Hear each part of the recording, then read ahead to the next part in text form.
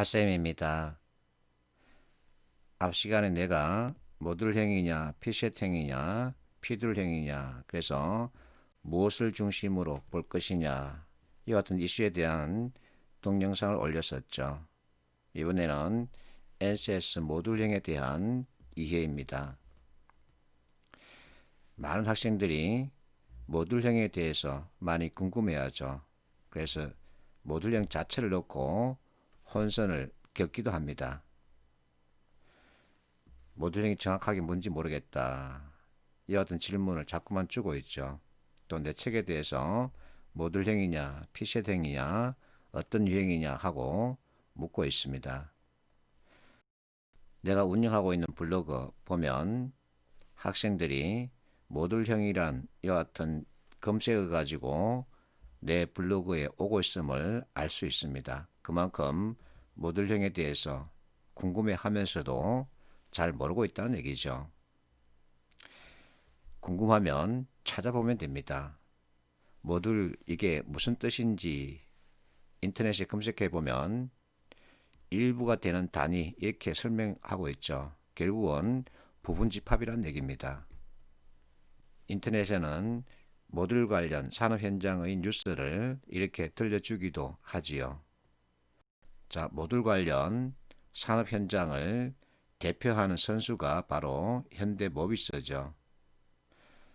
현대모비스는 어떤 일을 하고 있나? 부품을 한 덩어리로 만드는 방식이다. 결국은 하나의 부품이 작동하는 데 필요한 최소의 부분들을 이렇게 모아서 덩어리로 만들었다는 얘기입니다. 그래서 모듈은 부분 집합이라는 거죠. 그 단위 부품들을 조립하는 생산 방식을 모듈이라 그런다. 이것을 여러분들이 이해를 하면 모듈형이 뭔지 쉽게 파악할 수 있죠. NCS는 이와 같은 10개의 영역으로 구성되어 있습니다. 이것들이 하나의 모듈이란 거죠. 이와 같은 10개 영역이 합쳐져서 전체 하나의 덩어리가 됐다. NCS가 되었다는 겁니다. 그래서 NCS는 이와 같은 10개 영역으로 구성되어 있는데 각각의 영역을 모듈이라고 부르는 거죠. 자, 2015년 NCS를 처음 공개할 때 예시 문제를 만든 업체가 이와 같은 두 가지 형태의 문제 유형을 공개했습니다. 하나는 기초인지죠. 다른 하나는 응용 업무 능력 모듈입니다. 기초인지 능력 모듈은 여러분들이 20년간 학교에서 익힌 그 지식을 바탕으로 이해를 요구하고 있는 문제라고 볼 수 있습니다. 그래서 지식 기반이죠.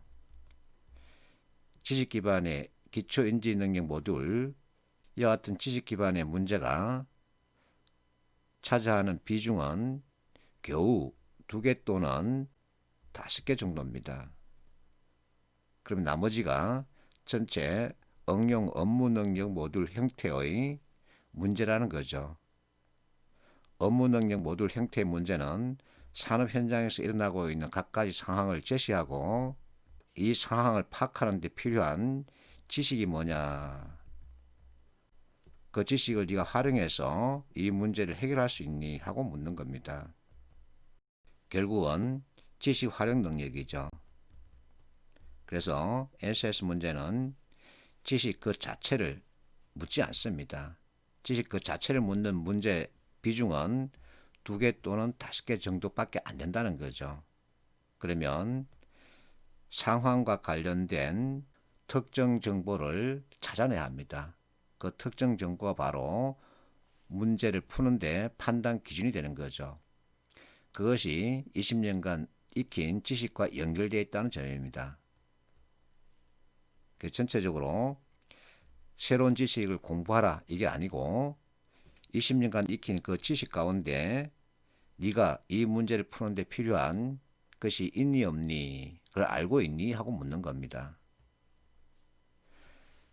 자, 내가 출간한 책은 크게 2가지인데 하나는 왕초보 NCS죠. 다른 하나는 모듈형입니다. 왕초보 NCS 이 책은 기초 인지 능력을 좀 더 이해하는 데 필요한 지식 기반의 개념을 전체 정리해 놓은 것이죠. 20년간 익힌 그 지식을 정리하면 방대합니다.